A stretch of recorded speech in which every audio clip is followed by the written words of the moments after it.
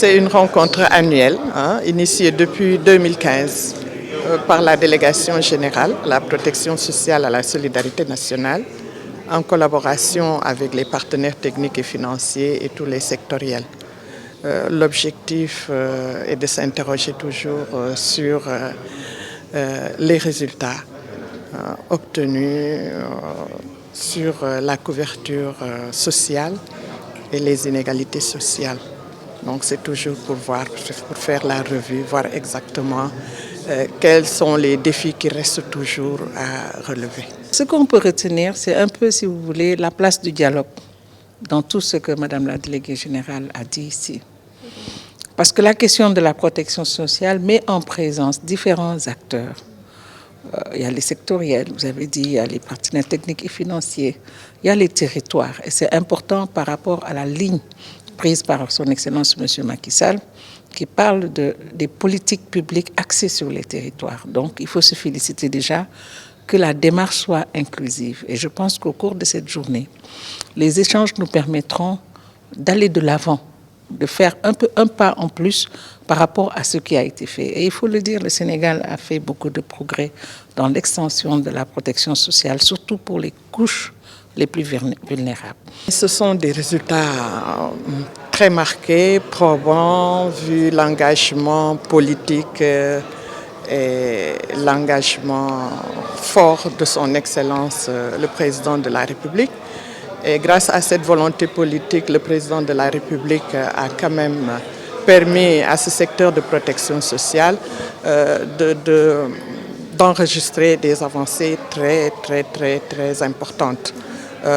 Dans les années de 1970, il y avait juste la prévoyance qui était là, la prévoyance sociale. En 2005, il y avait la stratégie nationale de protection sociale qui démarrait, mais en 2016, elle a été réactualisée. Et cette réactualisation nous a permis aujourd'hui d'avoir un modèle qui s'adapte aux réalités. Et c'est ainsi que le Président de la République, son Excellence Macky Sall, a mis en place beaucoup de projets et de programmes pour prendre en charge cette couche de la population qui n'avait pas les moyens, qui n'avait pas de revenus substantiels pour pouvoir accéder aux services sociaux de base et assurer en même temps leur sécurité alimentaire de manière générale. Je peux citer parmi ces projets et programmes la couverture maladie universelle, le programme national de bourse de sécurité familiale, les cartes d'égalité des chances, la CLM, qui est là, la cellule de lutte contre la malnutrition, la mise en place des cantines scolaires, la protection sociale intégrée, je peux dire de manière générale, de la petite enfance, la protection sociale des personnes à un âge de travailler, la protection sociale des personnes âgées. Je peux citer dans ce cas le plan Sésame, la protection sociale des couches vulnérables, je peux en citer les femmes qui aujourd'hui bénéficient de la gratuité de la césarienne.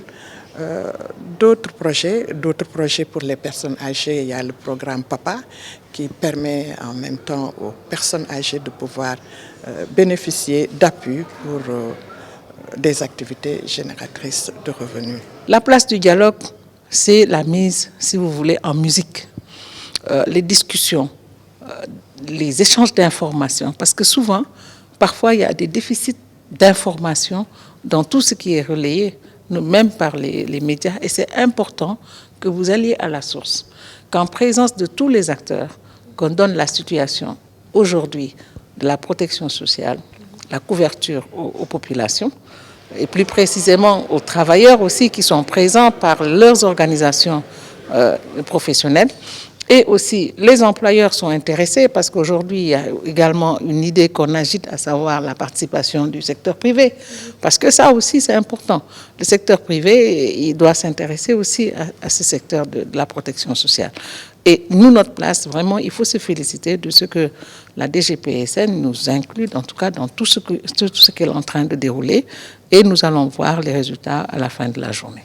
Pour les défis, surtout dans le cadre de la protection sociale de la petite enfance, là, le défi majeur, c'est toujours l'inscription à l'état civil, où nous notons toujours un faible taux, pas un faible taux, on est pratiquement à 61,8%. Toujours d'inscription à l'état civil. Donc là, nous devons encore faire beaucoup d'efforts pour que les enfants à la naissance puissent être déclarés à l'état civil.